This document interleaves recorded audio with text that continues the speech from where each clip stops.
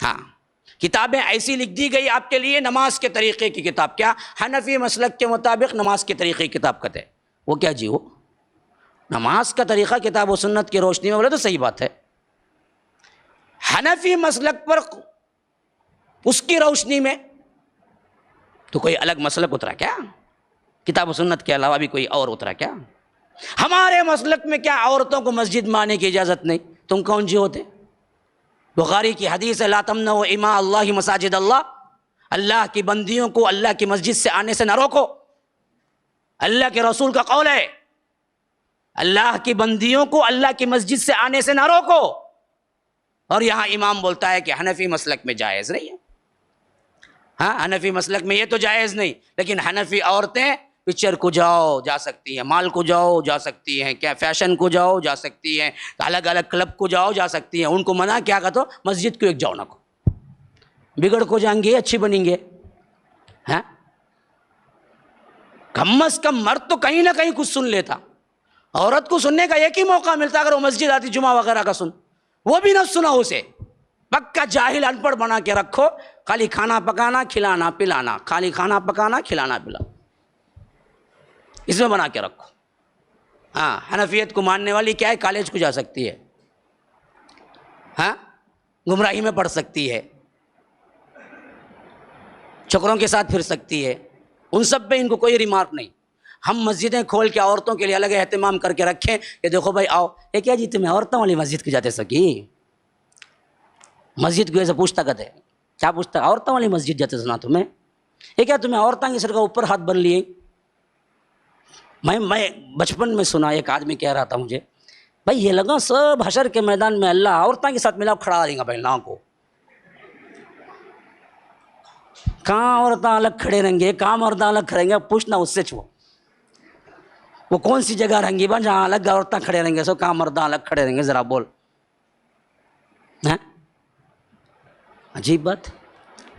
سوال ہی کہاں پیدا ہوتا کہ اللہ کے رسول نے رجال کے لیے، مردوں کے لیے نیچے، عورتوں کے لیے اوپر بولنے کا سوال ہی کہاں ہے، کہاں ہے حدیث میں ایسا لفظ؟ تم نے جو تفریق کیا وہ کہاں سے کیا؟ اللہ کے رسول مرد تھے ہے نا، تو اللہ کے رسول کہاں باندھے ہوں گے تمہارے مطابق؟ ناف کے نیچے، اچھا بھائی چلو مان لیا، اب جو میں اوپر جو بنتے نا عورتوں کو بالکل صحیح بولتے نا، وہ کہاں سے دلیل لیے؟ اب تمہارے کہنے کے مطابق نیچے ہاتھ بننا، تو نیچے ہاتھ بن لیا، اللہ کے رسول بھی نیچے ہاتھ بن لیا، چلو بلو بالفرض مان لیا۔ اب تم ہی کہتے ہو مرد نیچے ہاتھ بنیں گے، عورتیں اوپر ہاتھ بنیں گی، میں پوچھتا ہوں عورتیں اوپر ہاتھ بنیں گی نا، کون بولا ہو؟ وہ کہاں سے لے تم؟ اس کا مطلب یہ ہوا کہ اللہ کے رسول اوپر ہاتھ بھی باندھے، تبھی تمہیں بول سکتے ہیں عورتیں بھی اوپر ہاتھ بن سکتے ہیں، کیونکہ عورت کے لیے، مرد کے لیے، سب کے لیے اتباع کون جی؟ ہاں اللہ کے رسول ہی۔ تم ہی تفریق کرتے ہو، مرد نیچے عورت اوپر بولے تھے، کون بولے ہے؟ ہاں دیکھو کیا کیا بولتا، دیکھو سب ہمارے اماموں کو سب کیا کرتا، ذلیل کرتا، یہ دیوانے باتیں نہیں، اس میں تذلیل کی کوئی بات نہیں ہے۔ تم نے دراصل کیا کیا، عوام کو بہکاوا تم نے رکھا ہوا ہے، یہ ہے ہی نہیں۔ تو 300 ہجری تک کوئی عمل ایسا نہیں ہوتا تھا کہ اس میں یہی ہیں، اس میں یہی ہیں بول کے، جو صحیح ملتا کتاب و سنت سے ملتا عمل کر لیتے۔ آج بھی سلفیوں کا، اصحاب الحدیث کا، اہل الحدیث کا یہی منہج ہے، ان کا امام ایک ہی ہے، محمد الرسول اللہ صلی اللہ علیہ وسلم۔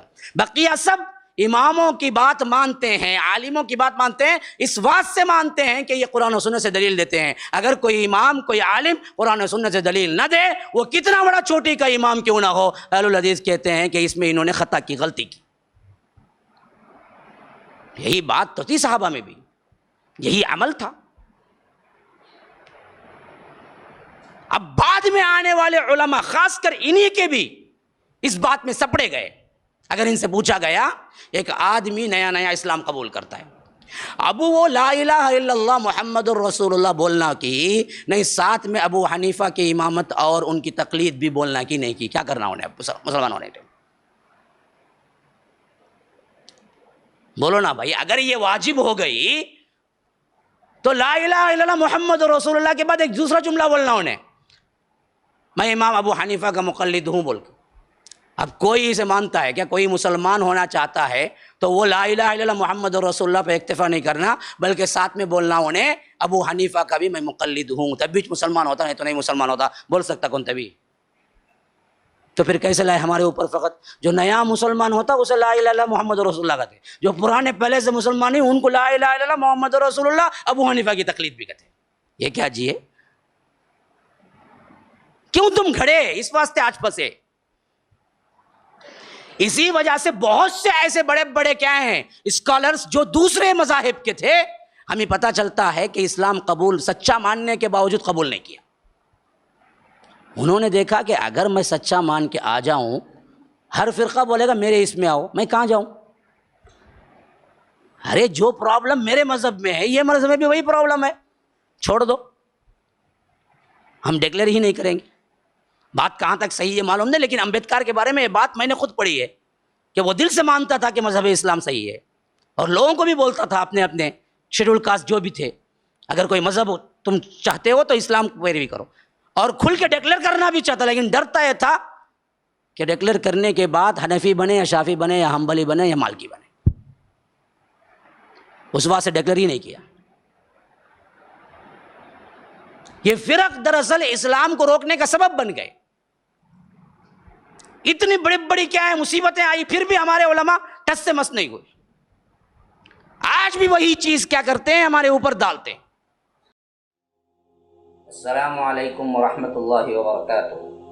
ناظرین کرام، مرکز السلام کے اس چینل کو ابھی تک جنہوں نے سبسکرائب نہیں کیا ہے، برائے مہربانی سبسکرائب کریں، اور ہر دن کی اپڈیٹ کے لیے آپ بیل بٹن دبا کر ہمارے ساتھ تعاون فرمائیں۔ جزاکم اللہ خیرا۔